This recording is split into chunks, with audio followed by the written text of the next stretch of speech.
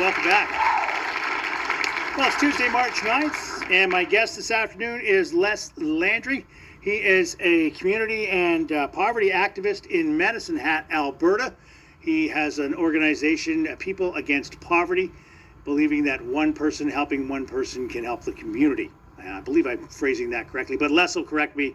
And as always, we like to play a song relevant to the conversation. So many people living in poverty, living marginalized lives, people living on disabilities. You know, when you look at your T5 or whatever the thing's called for your taxes at the end of the year, and you see your earnings are $14,028, you wonder quite often how you managed to even survive that year. So many of us are living in that situation. What do they call it? OSDP, or OSDP, poverty. That's what it is. OSD poverty. Anyway, as always, we like to play a song relevant. Crosby, Stills, Nash and Young. This is Helpless on Truly Local Radio, Northumberland 89.7.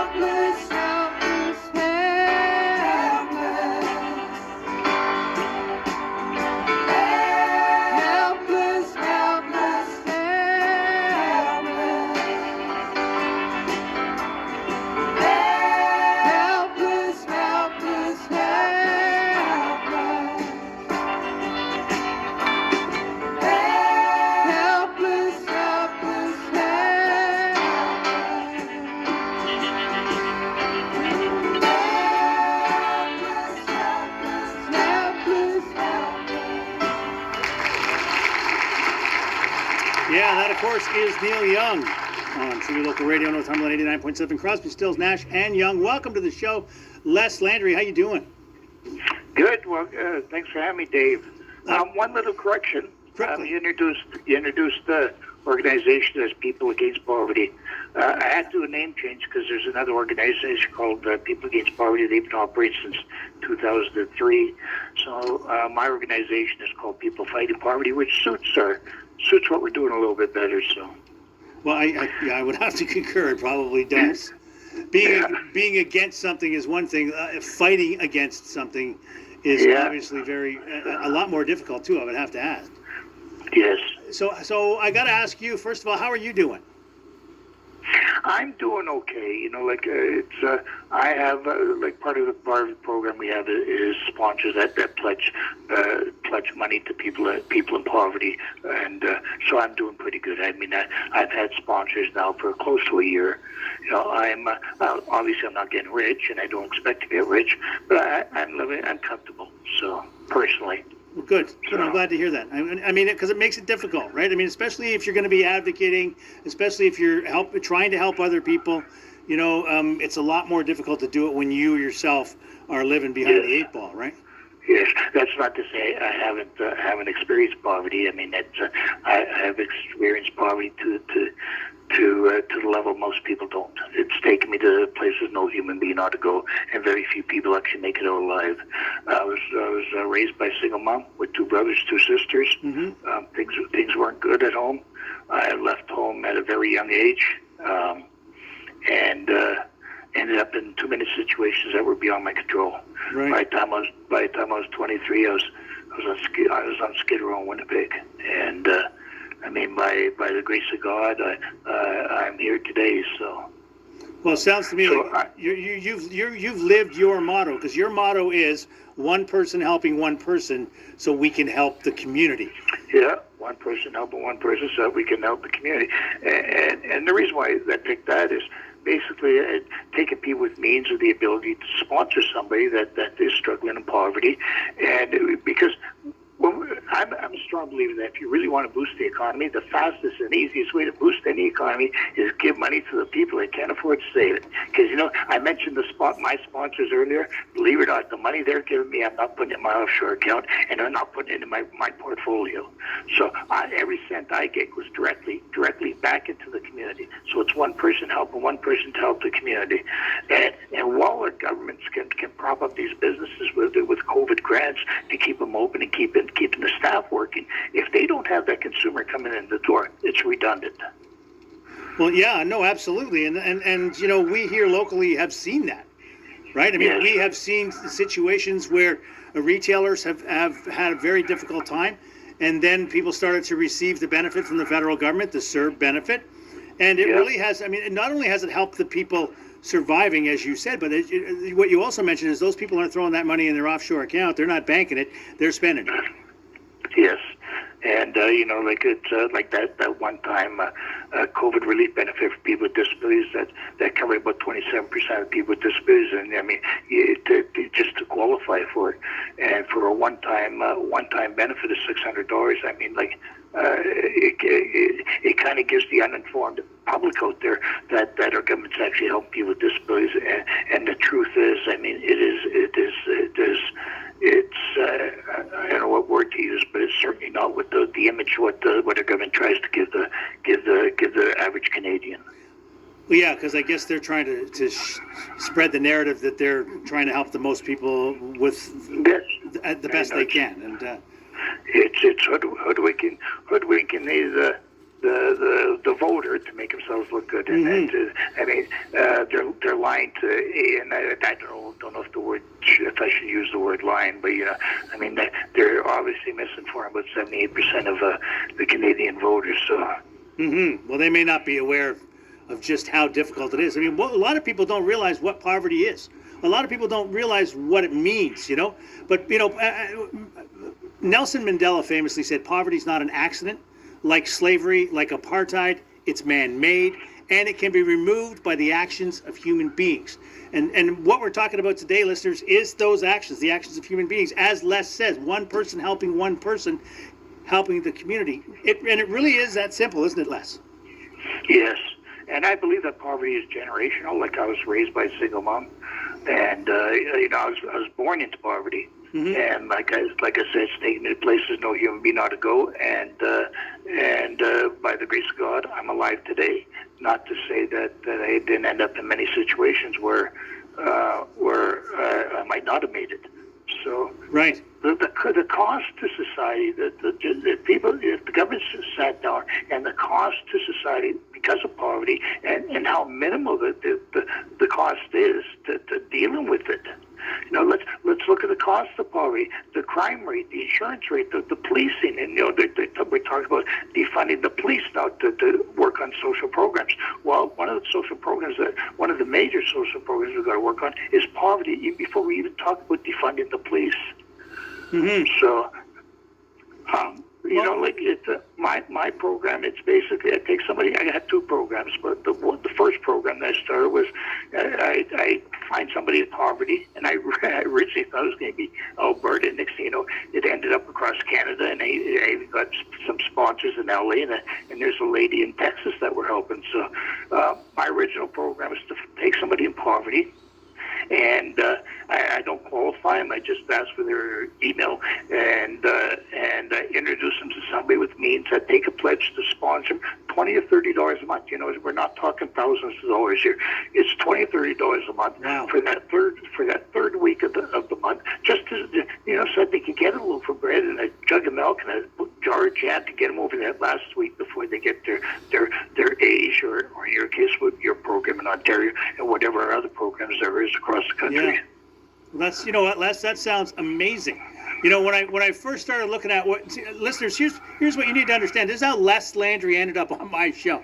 So as you know, I follow the Twitter sphere. That is, it's the only social media I do. Les is Twitter, and I saw a piece on there about Ryan Is it Ryan Jesperson had mentioned you? Yeah. Real Talk RJ. Yeah. He mentioned you on February 18th. I saw your tweet about that, and I said, you know what, I got to get this guy on my show, because the reality is, so few people realize. We grew up poor in my house. We thought we were middle class, because we were living in a community where everybody was in the same boat. But this was the 60s and the 70s. All right, when I was growing up, homelessness wasn't really an issue. It really wasn't, because governments had programs, but not in every province, obviously. And I grew up in Ontario. You grew up in Alberta, right? No, I grew up in Manitoba. Okay, I apologize. You're from Manitoba originally. Okay. Yeah. Well, I mean, I want to talk about growing up, because as you grew up, of course, things changed, right? And poverty became more of a societal issue. I mean, I remember life before food banks, listeners. The first food bank in Canada opened in 1981. I'm going to read you this quick piece today. This is from the Calgary Herald, because this is part of what the government of Alberta is doing. The headline, "Why Kick a Person When They're Already Down? United Conservative Party eyes potential cuts the AISH," which is the Alberta equivalent to the ODSP. Am I correct on that? Yeah, it's called AISH. Okay. So AISH, basically the Conservative government in Alberta is considering cuts to the Assured Income for Severely Handicapped program in 2021 as a result of an ongoing review. I don't know what they're reviewing. And people are saying the move is absolutely inhumane. It makes it more difficult for people to meet the rising cost of living. The decision could mean reductions to monthly payments received by nearly 70,000 Albertans living with disabilities. We're going to take our break, but when we come back, I just want you to think about that. That's what governments are doing. That's what that government is doing in Ontario. The Ford government did not exactly as drastic, but they did some similar moves. And people living on ODSP in Ontario are not any better off, let me tell you, than anyone who's living on ODSP or AISH in Alberta. My guest is Les Landry. Les, we're going to take a quick break. We will be right back, listeners. You're listening to The Drive Time, Canada's only holistic political chat. Hi, I'm Kevin Stewart, and if you're counting down to the weekend by the time you reach the middle of the week, join me Wednesday mornings at 10. We'll have the midweek warm-up with a little inspiration, views you can use. We also respect the instrumental, great tunes without lyrics, well, mostly, and varying takes on tunes in the songs the same. Your requests are always welcome, and you just never know who might drop in to speak about what's going on in Northumberland. And remember, once the show's done, so is half the work week. So join me for the midweek warm-up, Wednesdays at 10 on Northumberland 89.7, truly local radio. All Creatures Great and Small is celebrating 21 amazing years in downtown Cobourg. That's 21 years of helping dogs, cats, and horses live longer, healthier, and happier lives. Stop by today with COVID protocols in place to find all of your pet's favorite award-winning products. All Creatures Great and Small, open 6 days a week in downtown Coburg. Shop online at allcreatures.ca for curbside pickup and local delivery. Be sure to follow us at All Creatures Coburg on Facebook and Instagram. See you soon. Sometimes when two parties disagree on something, it could lead to an expensive day in court. But there's a better way, a way where both sides can win. The team at Bumstead Legal Services are trained to help both sides achieve a solution through mediation. A mediator is a highly trained, impartial third person who assists both sides in reaching a settlement. Mediators have more flexibility than judges to help you achieve creative solutions. Plus, mediation is quicker and less expensive than litigation. Conflict is inevitable in life. What matters most is how you handle it. Let Bumstead Legal Services help. Call 905-355-1543 or visit their website, blspc.ca.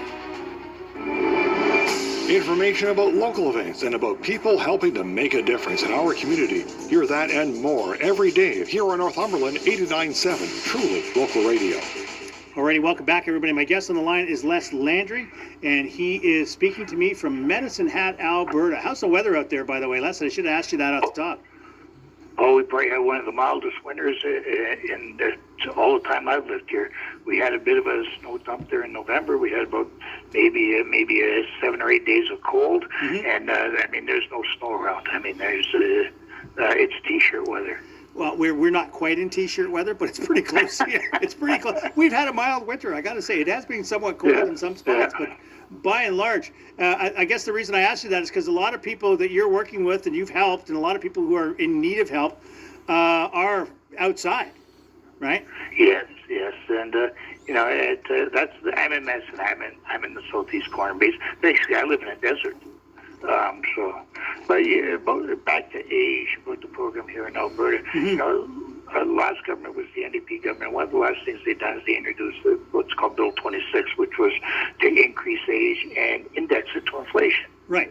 And I mean, the UCP, everybody in the legislature voted in favor of it, and we thought we were safe. Right.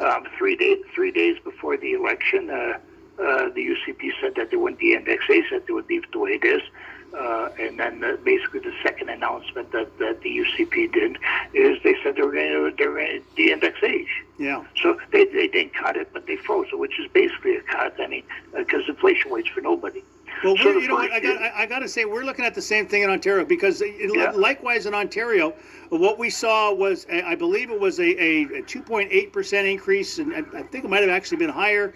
That was put in, and then it was indexed to inflation, and it was supposed to rise every year according to inflation by the Liberals. Yeah. When Doug Ford came in, he cut the increase literally in half.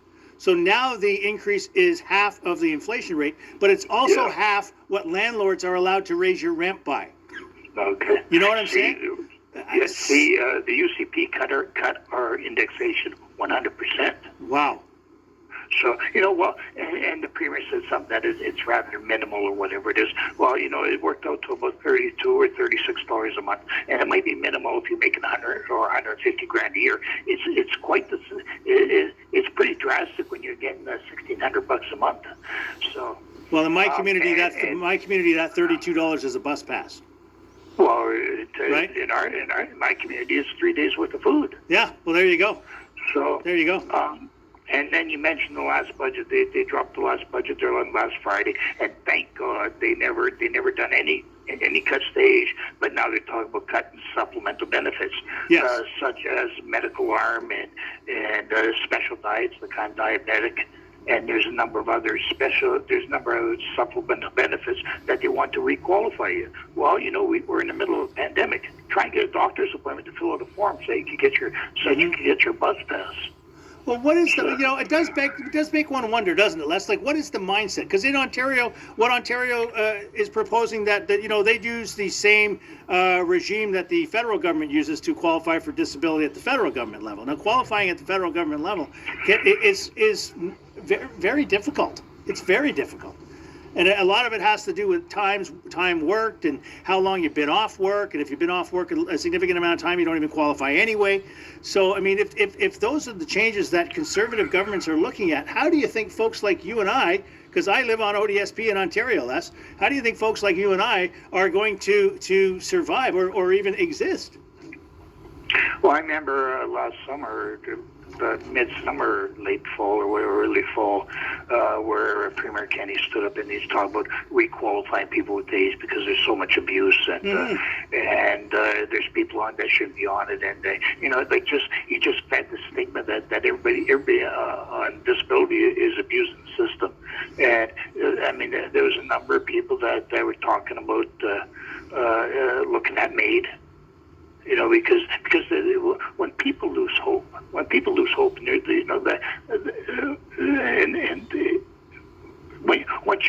you lose hope. There's nothing to live for, so there was some backlash on that.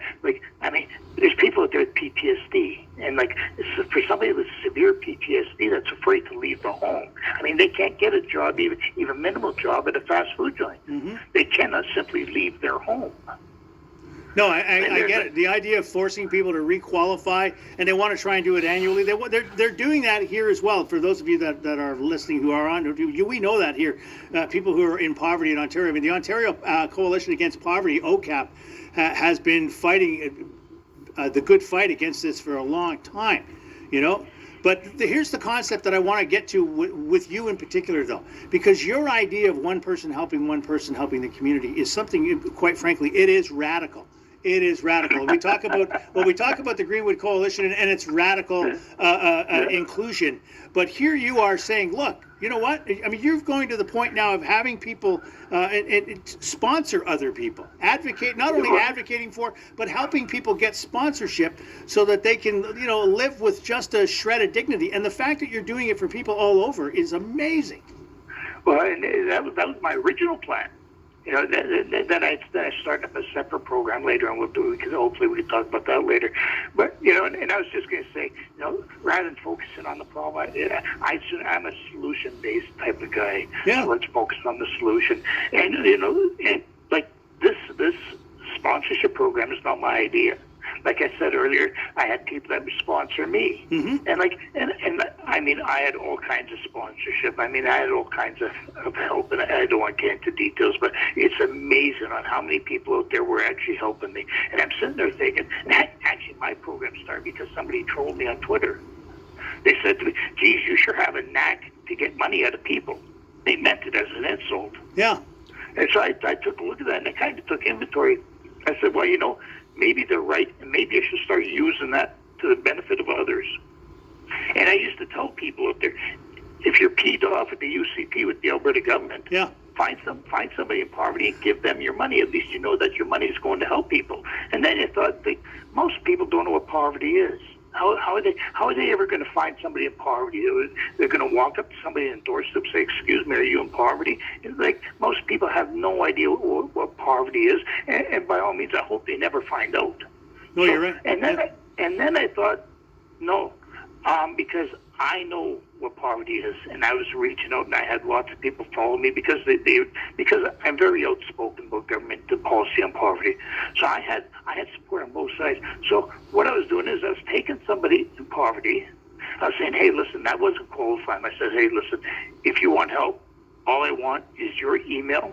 Yep. And can your bank account accept any transfer? And then I was finding people with means and actually carrying people that are willing to pledge $20 or $30 a month. Some people are pledging $50, and hooking them up. I was basically introducing A to B so they could get some cash. Wow. And what I found was people were coming, and it's anonymous. I told them there's one stipulation that if you're a sponsor and somebody's helping you, you do not dislodge. You do not tell anybody who's helping you. That's one thing, and that's 100% that you do not tell anybody who is helping you. Well, it's private, right? And what I found is people started messaging me that thank you. And there was one message that a woman went to the grocery store and she was coming back, and she says I was smiling and crying at the same time as I'm walking home. And she showed a picture of the food that she bought. And then another lady, and I tell you, this made me cry. I'm 63 years old, and I broke down in tears. A woman messaged me about 9 o'clock at night. She says, "Les, thank you. I finally be able to give my child, my boy, a glass of milk." And that's really what it is, isn't it? It is about that's Bobby. That's poverty. And I literally broke down crying. Yeah. A glass of milk. How many people just take a glass of milk for granted? Too many, So- obviously. Too many. So, and then I kind of backed off after Christmas because, I mean, everybody is focused on their bills. And I didn't want to create a crisis by trying to help a crisis. And so then, come the end of January, I put out there that I have a list of 18 people in crisis. Yeah. And then I had a couple businesses. One each transferred me $500, then another one each transferred me $250. And I didn't want to get into that. I didn't want to be managing the money. Right. Yeah, because otherwise, because that's when people start going, oh, well, what's your cut, Les? What's your take? Right. And so just to be clear here, listeners, I hope you're getting this. Les doesn't take a cut here. The less is, I mean, I just saw a post you put out there, I don't know if it was a few days ago or just a few hours ago, about how a woman had sent you an email saying, Les, I hate to bother you, but is there any way you can send me something, give me a little, and you did, you sent your own money, and because, and then you get the happy tears from people, and and for you, it's not about the pat on the back. What that tells you is that money went somewhere. It went directly into the economy, and it actually helped somebody. It actually helped somebody. You have a quote. I just read it a second ago. The truth is, caring people and I are doing more to help the economy than Jason Kenney's government. If you really want to boost the economy, give money to the people that can't afford to save it. Now is the time to re-index AISH. People Fighting Poverty, hashtag People Fighting Poverty, hashtag Real Talk RJ, hashtag AB Poverty, AB Polly. But the reality is that's the truth. That is the truth. And we here in our community know that because we have the Greenwood Coalition in our community. And the Greenwood Coalition, as I mentioned to you earlier when we first started talking, Les, is a community-based organization that believes that in order to really help people, you have to walk with them. It's not about giving people a handout. It's not about giving people, a little bit of a charity. It's about walking with people and understanding, isn't it? Yes. I want to refer back to earlier in our discussion when you talked about people in the 60s and 70s. Back then, we basically had more of a sense of community, where our neighbors looked after each other. Yes. Yeah. Now I don't know what's happened to society. It seems like it's trying to keep up with Joneses. He's got a 48-inch TV. I need a 70-inch TV. Yeah. I really hate to paint society like that because there's a lot of good people out there. Yeah, it's a weird form of predatory capitalism, isn't it? Where you've got to have the best stuff. And I think you're right. Somewhere along the line, we moved away from being a society. But don't forget, in the early 1980s, under Margaret Thatcher, under Ronald Reagan in Canada, under Brian Mulroney, they came up with this concept that society didn't really exist.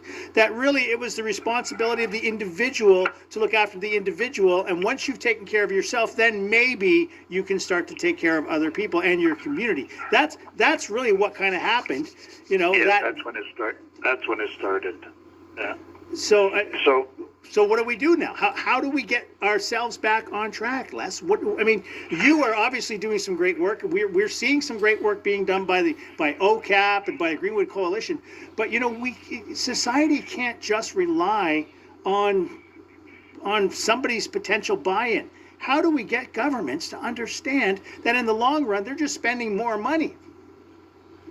I was in a Zoom meeting last week with the member of Parliament, and I just assumed not disclose who he was. Mm-hmm. And he would talk about the universal basic income. Okay. And the amount that they were coming up with is around the low poverty level, which would be an increase for us. Yes. And there's a number of issues I was concerned with.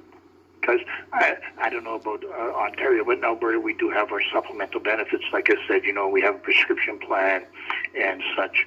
Mm-hmm. Well, we do on ODSP as well. Yeah, right. You're talking about with AISH, you mean?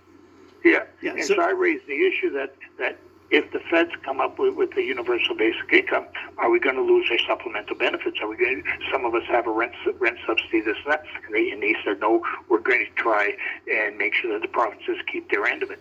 My other concern is this, because as with age, people, when you turn 65, it's called aged off. You come off of age, and then you go into the federal system, old age, and whatever.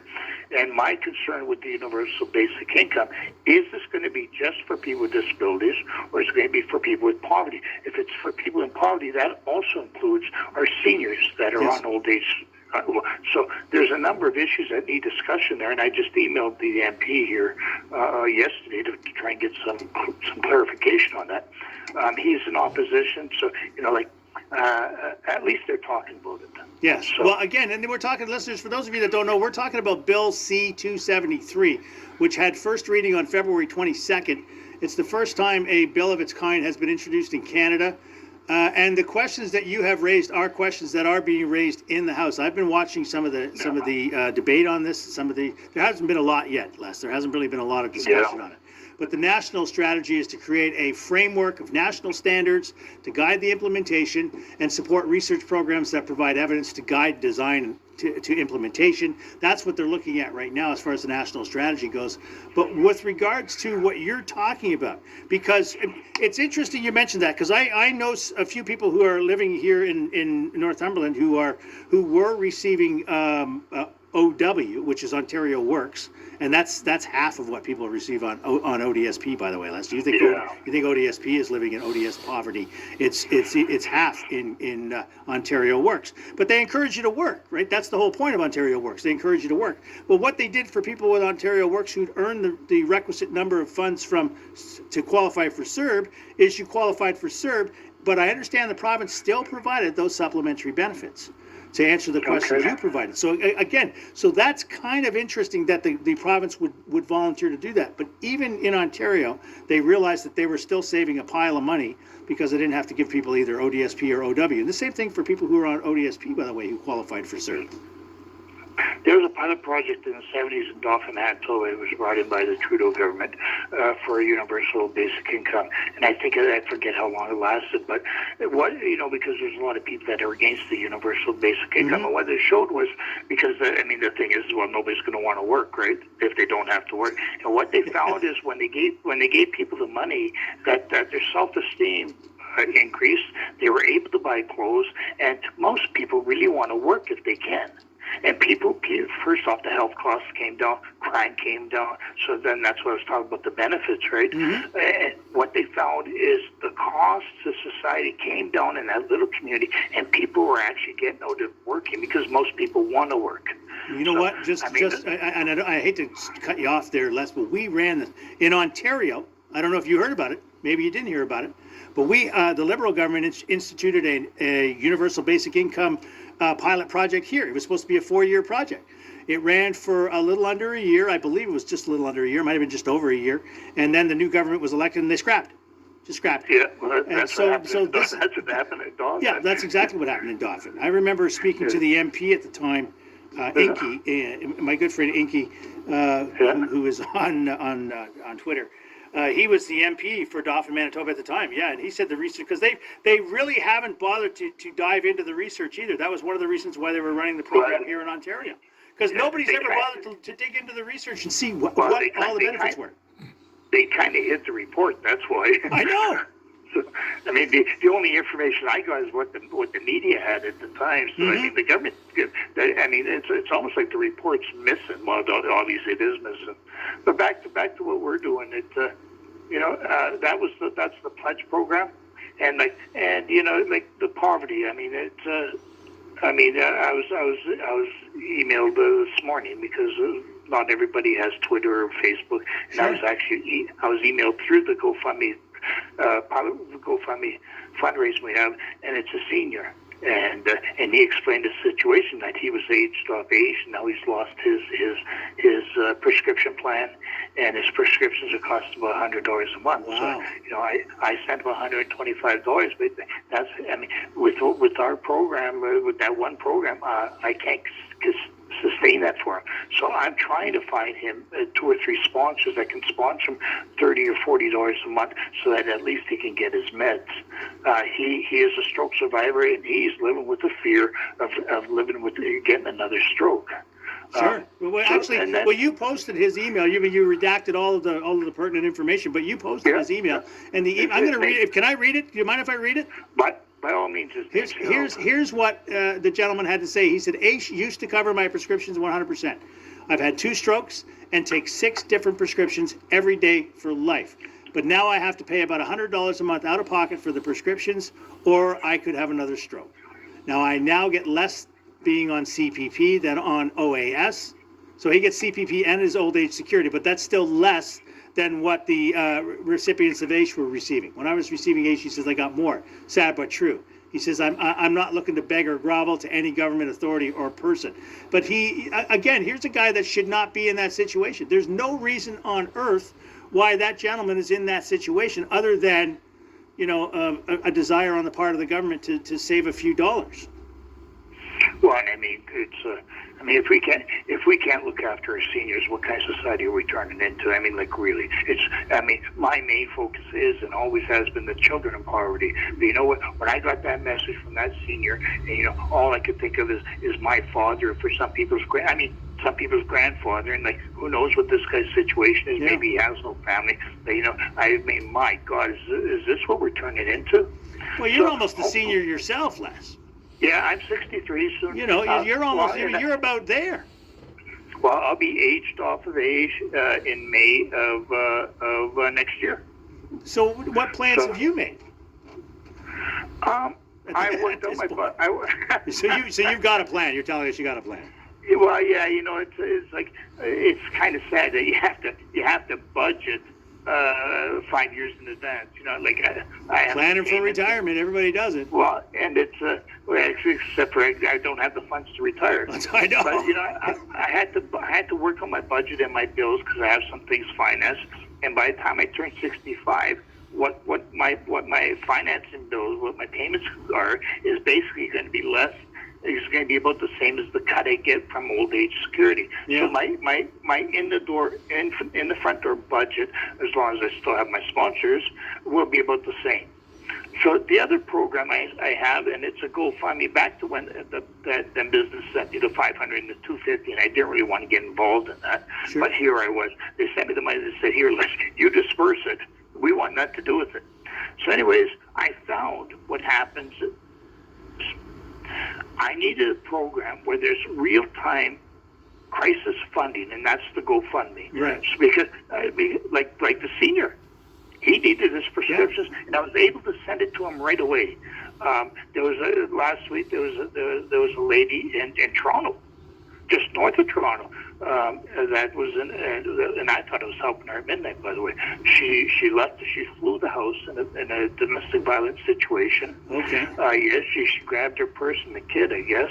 Yeah. And she phoned me, and she says, and so, what do I do? What do I do? So I sent her money for a taxi in a motel room. That is real-time crisis intervention. And I thought I was helping her at midnight. Well, there's 2 hours difference. Sure. I was helping her 2 o'clock in the morning. Yeah. Wow. And I mean, that is the GoFundMe, and I can name all kinds of incidents. So that's the GoFundMe, People Fighting Poverty Emergency Crisis Funding, which is currently at $7,705. You got a goal of $20,000.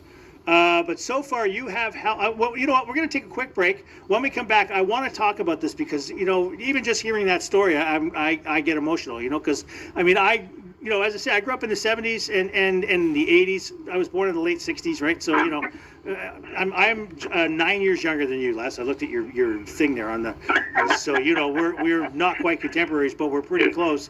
And everybody's younger than me. When you hear these stories and how you are doing real-time assistance, you know what, listeners, we're going to take a break. We're going to come right back. My guest is Les Landry. He is from Medicine Hat, Alberta. People Fighting Poverty. The GoFundMe is People Fighting Poverty. The GoFundMe is People Against Poverty Emergency Crisis Funding. And please, if you can make a donation, it's $7,705 right now. The goal is $20,000. I know I always hit you up for money, listeners, and I'm sorry, it's like public broadcasting as far as I'm concerned. But I'm Dave Glover. You're listening to The Drive Time. This is Canada's only holistic political chat. We will be right back. Listen to over 500 radio stations from anywhere in Canada with Radio Player Canada, the must-have app that's as Canadian as you are. Smart, lovable, easygoing, fits in anywhere. From early morning hockey practices to late night after parties. Enjoy every type of radio station, anywhere, anytime. Listen through your phone, Sonos, Google Chromecast, Google Home, and Android Auto. Download the Radio Player Canada app today. It's where Canadian radio plays. Also live streaming Northumberland 89.7. Spark Toys in downtown Cobourg is having a birthday. We're 7. Spark is turning lucky number 7. March 7th to the 13th is your chance to shop and win. We're giving away 7 $100 gift certificates, with one lucky winner announced at the end of each day. Shop to win March 7th to the 13th at Spark Toys. Open Monday to Saturday, 10 till 5 in downtown Cobourg. Or check us out online at sparktoys.ca. And don't forget to follow us on Facebook and Instagram at Spark Toys Cobourg. Hey, it's Maddie from Fresh Start Cleaning, a locally operated cleaning service. My quality cleaning services can assist with keeping your business space looking and feeling fresh. We take pride in caring for our clients. Following proper protocol ensures everyone is safe. If you are moving out or moving in or just need cleaning after renovations, contact Fresh Start Cleaning at freestcleaning@gmail.com. That is FREST cleaning@gmail.com. The program that inspires everything except indifference. It's The Drive Time with Dave Glover on Northumberland 89.7. And welcome back. My guest on the line is Les Landry from Medicine Hat, Alberta. And we are helping, we are talking to people, helping the community. And you know what, Les, I'm looking through your Twitter feed, because again, that's the only social media I do. Some of the stories and the people reaching out to you, you must feel overwhelmed. I can only say you've got to feel overwhelmed. I'm overwhelmed. First off, I'm blessed that I had the ability to do this, and I am overwhelmed. I'm humbled by the amount of support I got from the people with the sponsorship, and including the media. I was interviewed by CBC. And CBC National, and I've been operating for 4 months to hit CBC National. And that's because people supported me. You mentioned Real Talk with Ryan Jefferson, and he said, but he didn't use the word spam, but he said he was bombarded with emails that he had to have me on there. He said he got about over 100 emails to have me on there. So, when I have the media, and including yourself, when I have the media behind me, supporting me to that level, I'm blessed. I'm blessed I have the ability to do this. But we mentioned earlier about me getting paid for this, and everybody seems like, yeah, okay, he's scamming, or he's doing it for something. And I was interviewed by a podcast, the Breakdown or Breakthrough or whatever, sure. Back in November, and that issue came up. What am I doing this for? I have a very severe form of PTSD. I was multiple attacks by a pedophile when I was 9 years old. Okay. So part of my therapy to myself is to help people. So you're a survivor. You're telling me you're a survivor, and part of your survival is helping other people survive. But back to, so anyways, somebody says, what's in it for me? And part of my PTSD, and I actually got a YouTube video to explain this. There was a time where I could not remember the last time I went through the day without the thought of suicide. Right. And since I started helping people to the extent that I am, suicide doesn't enter my mind, because I'm more concerned about somebody else rather than myself. And that's money can't buy what I'm getting through this. So one thing about it seems like when people ask me or approach me for assistance or for help, it seems like they have to justify it. And I end up with this message on chat about, I can't read it. I can't read all that negativity, because it would rip me apart. I would just, and so anyways. You know what? I totally agree with you, man. I absolutely 100% agree with you. So I don't read it. You know what I say? Can you please verify your email? Yeah. And I take your email, and I email them some money, and within 20 minutes, if I have it right now, it's taken the GoFundMe a couple days to issue money into the bank account, and so within 20 minutes I get money. Because I live with a disability, and I know about the bureaucracy, I know about the barriers, I know about the roadblocks. Plus, I utilize the service dog, so my barriers are multiplied.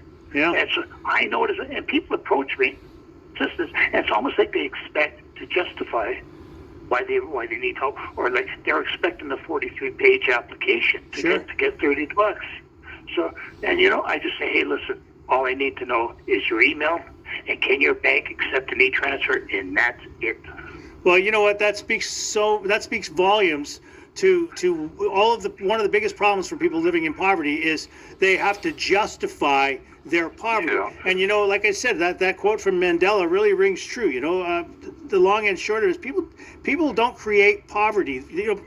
It's not their fault. Just like it's not some wealthy guy's fault that he was born on third base and thinks he hit a triple. The reality is poverty isn't an accident. Okay, it really isn't. It is a social construct. It is about deregulation. It's about cutting taxes, which means cutting programming and cutting services. It's about governments that care more about corporations that care more about people with wealth than they do because the people on the margins, let's face it, a lot of them don't vote, and it doesn't really, and from what I understand, the people who live on the margins, when you talk to them, they are voting. They are voting with their Right. cash, and they're showing up at the polls. I want to talk a little bit about homelessness or houselessness, because a lot of people think, and it kind of relates. It kind of goes to what I talk about, the 43-page application. Yeah. I've been there. So I can approach these people and talk to them as an equal. Where somebody that hasn't been there, it's almost like they come with the approach that I'm doing you a favor. I'm not doing you a favor, pal. I'm helping you. Come walk with me, and don't walk in front of me because I won't keep up, and I won't walk in front of you because I might lose you. And it takes somebody that lived poverty, that tasted poverty, that's been homeless, that's been hungry, that's been hurt, that can actually relate to somebody that's been living that. Yeah. And that's why it takes somebody to listen to these people as an equal. And I'm not asking for $1 million to these people. I'm asking for $20 or $30 for every person I talk to. Absolutely. Yeah, no, again, it's funny, when I lived in Edmonton, I ran into a gentleman, and I've told the story a bunch of times. He was a Korean War vet. He was living on the streets of Edmonton. And I invited him to come stay with me in the room that I was staying at. I had a room with a kitchen, and their bathroom was down the hall on Edmonton. It was like 105th Street or something. It was down where the pawn shops are anyway. And so I brought him into my house, and we had a big meal, and he looked at me and said, "You got any cigarettes?" I said, "No, I don't have any cigarettes." He's like, "Oh, well, I don't have any cigarettes either. I'm going to have to get smokes." He says, "I'll tell you what, I'll do the dishes." He says, "You go out and panhandle for some money to get cigarettes." I'm like, "Wow," because I'd never panhandled before in my life. And he said to me, "Well, I do it every day, so it's, I just don't want to do it right now. I'm freezing." I said, "No problem, dude." So he said, "Just tell people, just be honest with people. All you're out there for, you're just looking for some money to get a pack of smokes. That's all you're doing." He says, "You'll probably be back in an hour or so." I said, "Oh, well, okay." So I went out there, and I'll tell you right now, the people of the city of Edmonton were very generous in the 1980s. I don't know how they are right now, but in 1985, all I did was tell people, "Look, I'm just out here. I'm not even hungry. I really just need money for smokes." And people were giving me like $5, $10. Within an hour of being out, I had enough money to buy a carton of cigarettes. I bought a package of tobacco, some rolling papers, and some people bought me a meal. I didn't need it, but they made me go to the A&W there on Jasper and have a meal, and they left me $20 under the tray. Like, I couldn't believe it. I came back, the guy looked at me and he goes, "Wow, you're like a natural." I'm like, and the one thing, the only thing, the hardest thing you have to give up if you're poor is dignity, because there is nothing dignified about asking people for some change for a pack of smokes. There really isn't. Your story there about the smokes, some people would look at that as abuse, and I don't. You know why? One person helping one person to help the community, because you took that money and you went to a store, you spent it buying cigarettes or whatever you bought. Yeah, and I gave them to the guy who was staying with me. He got everything. But my point is, you spent that money in the local economy. Yep. You help somebody maintain their job. You help a business. You help the guy pay for his lights, and we know how the economy works. Yep. So one person helping one person to help the community, and that's the foundation of what I do. Well, the end of that story, Ed, is I ended up moving out of that place. That dude stayed there. He was no longer living on the streets. He now had that place to live. I found another place, and I found a full-time job right thereafter as a security guard. So things turned around for me. Yeah. Things turned around for him as well. And just because I was able to take my dignity and put it in my pocket for an hour and a half and go out there and beg for some money so I could give this guy the cigarettes he wanted. I want to thank you, Les. It's been a pleasure, man. It really has been a pleasure. People fighting poverty. We got to go. I apologize. Okay. We're going to close out with Elvis Presley's "In the Ghetto," listeners. People fighting poverty, the Emergency Crisis Fund. You can see it on the GoFundMe. Please consider, $5-10, helping Les out. Helping Les help other people is incredible. Les, thank you very much. Thank you ever so much. Here is Elvis Presley, listeners, "In the Ghetto," talking about poverty.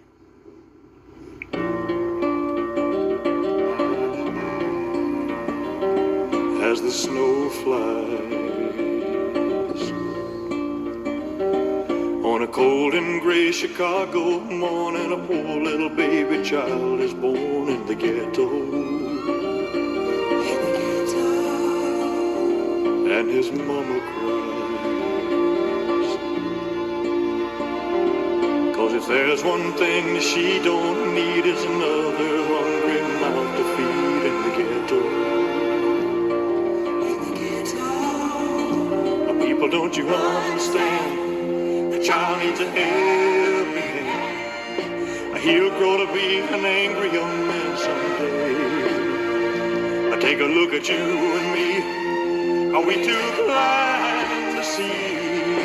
Do we simply turn our heads and look the other way? Well, the world turns.